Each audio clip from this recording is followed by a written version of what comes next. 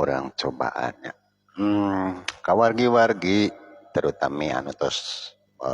saling follow sarang akuna Kang Topan ayeuna digentos namina Asep gitu tanya nah cenah ngaran Asep ngaran sesuai jeung foto profil gitu bosan fotona eta wae abdi gaduh dongeng ieu teh nya gaduh dongeng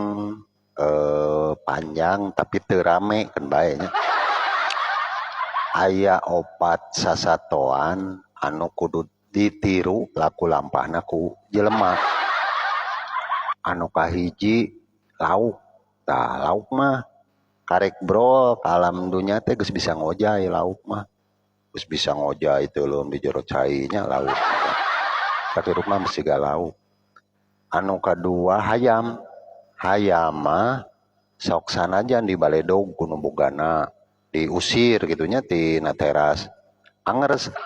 sore nanti sok balik di ka kandangna tara sare di masjid tara sare di pos ronda hayam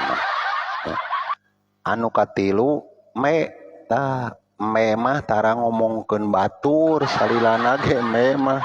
nu diomongkeun teh ngaran manehna we me sok benekeun tah anu kaopat aneh mah monyet geus nyaho dongeng ieu teh henteu nyambung didarengekeun ku monyet gitu tah apunten dongeng